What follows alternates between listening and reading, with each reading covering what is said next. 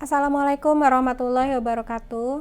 Saya Nurul Anissa, peserta Latsar tahun 2020, angkatan 17.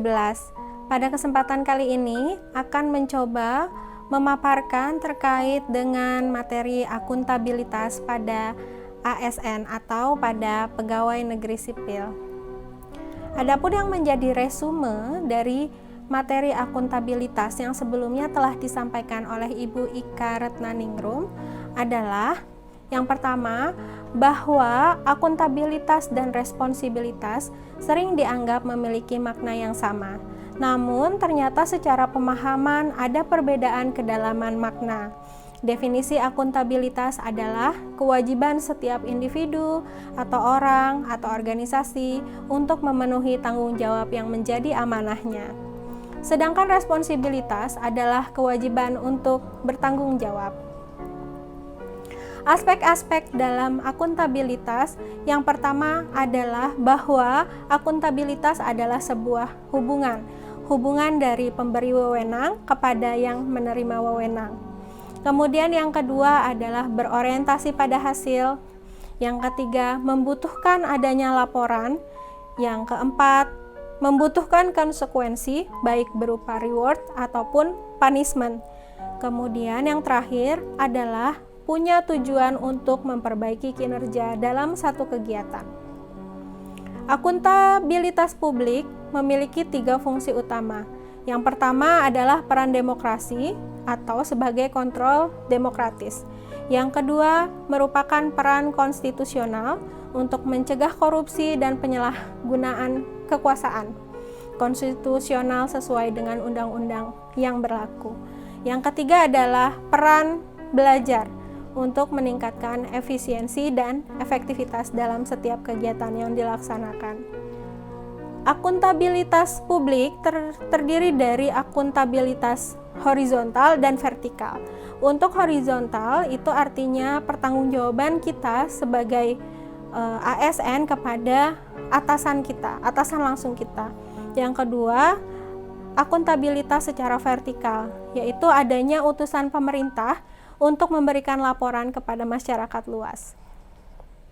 Tingkatan akuntabilitas adalah akuntabilitas stakeholder, yang kedua akuntabilitas organisasi, yang ketiga akuntabilitas kelompok, yang keempat akuntabilitas individu, dan yang kelima adalah akuntabilitas personal. Tentunya tingkatan ini dimulai dari yang terbawah, yaitu personal, lanjut kepada individu, kemudian lanjut kepada kelompok, lanjut kepada organisasi, dan kepada stakeholder. Indikator akuntabilitas dapat dilihat dengan munculnya pertanyaan dalam diri. Apakah yang dapat saya berikan untuk organisasi atau lingkungan sekitar? Dan itu biasanya muncul ketika seseorang telah memiliki atau memaknai dari akuntabilitas di dalam dirinya. Mekanisme akuntabilitas birokrasi di Indonesia atau sering disebut sebagai alat-alat akuntabilitas. Yang pertama adalah perencanaan strategis seperti RPJMN, RJP, dan SKP untuk dosen contohnya. Kemudian yang kedua adalah kontrak kerja, yaitu kesepakatan kinerja antara pegawai dan atasan. Kemudian yang ketiga adalah laporan kinerja berupa laporan akuntabilitas kinerja instansi pemerintah (LAKIP) yang berisi perencanaan dan perjanjian kinerja pada tahun tertentu, pengukuran dan analisis capaian kinerja, serta akuntabilitas keuangan. Siklus untuk menciptakan framework akuntabilitas yang pertama adalah dengan menentukan tujuan dan tujuan, melihat Renstra. Kemudian yang kedua, rencanakan apa yang akan dilakukan untuk mencapai tujuan. Yang ketiga, implementasi monitoring kemajuan. Yang keempat, memberikan laporan secara lengkap. Yang kelima, berikan evaluasi dan masukan perbaikan. Menciptakan lingkungan kerja yang akuntabel atau sering juga disebut sebagai nilai-nilai akuntabilitas. Yang pertama adalah leadership, yaitu mampu menciptakan lingkungan kerja yang akuntabel. yang kedua transparansi, yang ketiga integritas, yang keempat tanggung jawab, yang kelima trust atau kepercayaan, yang keenam keseimbangan antara akuntabilitas dan kewenangan, harapan dan kapasitas. Kemudian yang ketujuh kejelasan atau gambaran yang jelas apa yang menjadi tujuan dari hasil yang diharapkan.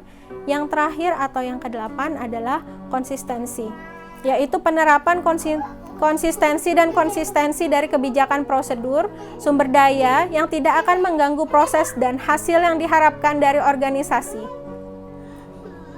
Transparansi dan akses informasi, prinsip keterbukaan informasi, mencakup hal-hal minimum access limited extension, kemudian permintaan tidak perlu disertai alasan, yang ketiga sederhana, murah, dan cepat, yang keempat perlindungan kepada pejabat yang beritikat baik, kemudian informasi harus utuh dan benar, yang terakhir informasi yang proaktif.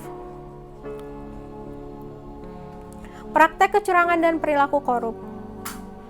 Mengapa ini bisa terjadi? Bisa disebabkan oleh yang pertama, peluang-peluang untuk melakukan fraud yang bisa diakibatkan oleh lemahnya pengendalian internal di dalam organisasi. Yang kedua, adanya intensif atau tekanan untuk melakukan fraud, misalnya keuangan pribadi. Yang ketiga adalah sikap atau rasionalisasi untuk membenarkan tindakan fraud dengan cara mencari-cari pembenaran atas aktivitas yang mengandung fraud, padahal sudah jelas bahwa aktivitas ini bukanlah aktivitas yang benar. Refleksi dan internalisasi dari materi akuntabilitas. Adapun yang menurut saya menjadi contoh responsibilitas dalam proses pengajaran adalah kehadiran guru atau dosen masuk ke kelas untuk melakukan pengajaran, memenuhi kewajiban sesuai dengan jumlah pertemuan yang sudah ditetapkan sebelumnya. Itu adalah contoh dari responsibilitas. Sedangkan akuntabilitas adalah pengajaran yang dilakukan berdasarkan perencanaan yang matang, seperti membuat parameter-parameter indikator keberhasilan pembelajaran mahasiswa, mempersiapkan feedback, mendokumentasikan kegiatan tersebut.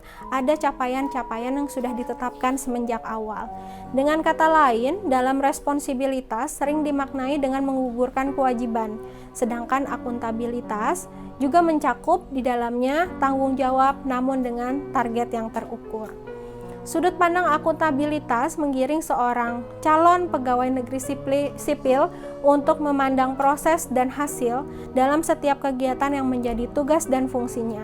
Akuntabilitas mencakup nilai dan citra diri di hadapan sesama manusia dan Tuhan Yang Maha Esa, karena akuntabilitas paling tinggi adalah pada Tuhan, pada Allah Subhanahu wa Ta'ala, Tuhan Yang Maha Esa. Walaupun tidak dilihat pimpinan, tetapi tentunya sebagai manusia beriman, kita meyakini bahwa segalanya ada dalam pengawasan Allah Subhanahu wa Ta'ala.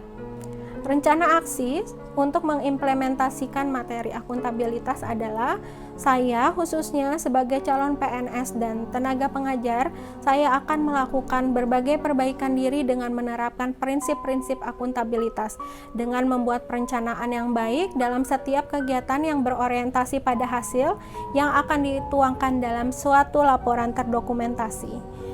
Yang kedua, menjalani dengan penuh kesadaran agar lebih berhati-hati karena segala yang dilakukan akan menuai konsekuensi yang sesuai, baik hal yang baik maupun hal yang buruk.